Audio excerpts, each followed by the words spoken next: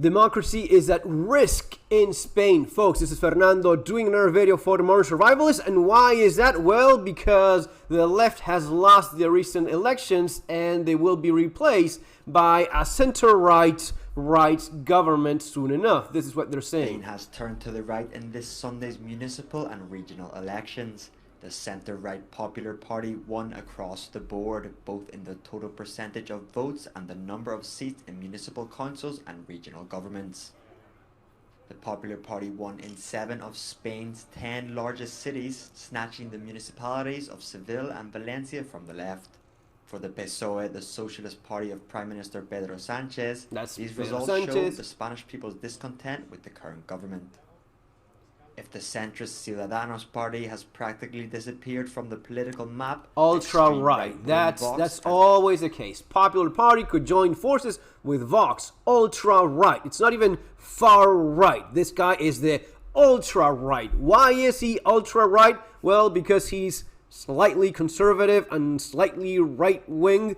That's basically why he has to be labeled as ultra-right. So you have the PSOE, that's the downright socialist communist party that is currently in government right now in Spain. Then you have the PP, or Popular Party, which is a little bit more of a center-right. Still a little bit of a commie stench to it, but a little bit more conservative in some of their policies and so on. And then you have the only real right alternative, the only real conservative alternative, which is pro-family, anti-LGBT agenda, pro-Christianity, and anti-Muslim invasion, and so on. So that's what Vox represents, and that has to be labeled as not just a little bit of common sense for once, but ultra-right. Now, why is it that I start, and why is it that the headline is that democracy is at risk in Spain? Is it like a cheek and tongue thing? No.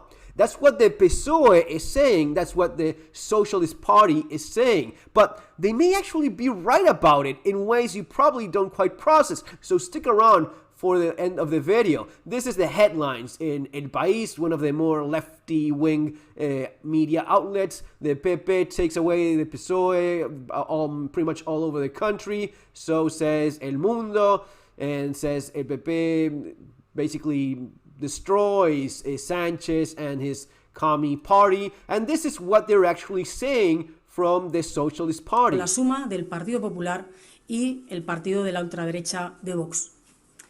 Desde luego, como les decía, no es lo que esperábamos tras estas semanas de campaña electoral. So, it has to be that the Popular Party now has to ally with the ultra-far-right Vox. And this is something that they're very worried about. Y evidentemente tenemos que hacer también una reflexión.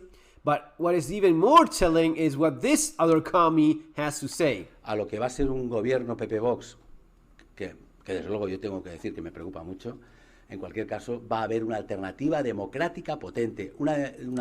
He's saying that he's very worried about a Pepe Vox, so a center-right, right-allied government, because the way it works in Spain is if you don't have the majority, you have to ally with some other party so as to get enough votes, so as to have that majority and actually form the government. So, in many instances, the Popular Party, the center-right party, will need the support of Vox so as to actually form a government in the different municipalities and territories across Spain. And this is likely to be the case when they have the nationwide elections and new president and so on. So what they're saying is that they're very worried. And he also says that there's gonna be a democratic alternative. And when you say that in Spanish, it's not Democrat and Republican, but in actual democracy terms. That's one of the differences that is maybe lost in translation. When they say that there's going to be a democracy alternative, what they're implying is that there's no longer a democracy in government, that is an authoritarian, fascist regime that just won the election. This is a tactic from the left. Maybe some of the commies, Democrats that you know in the United States, the commies across Latin America, like in my own country, the left in Europe, Spain, and so on, they always use this same tactic. We are the only democratic option. Everything else, even though it was elected, that is not what democracy is if we're not in government. And what they do is, first they install, be very careful with this. This is crucial. This is preparedness, at a different level. First they install in the mentality of people that if we're not in government, there's no democracy because everyone else is far right, dictator, fascist, Nazi, and so on. First, they install that. They repeat it time and again, especially until the younger generations go with that. Some of the older guard commies also stand for this as well. So you will see the 70-year-olds, the 80 years old, and this was seen in Spain as well. In some of these old little towns, the commies won still. Not enough to matter, but you see the trend in those older generations. Now, the younger generations are a little bit more aware, and once they saw what the Socialist Party did with the country, they go the other way. They vote on the other direction, and that's why they now lost. But besides installing this idea, the second thing that you have to be very aware of is they make sure that their prophecy is actually fulfilled by making it impossible for the new government to go along.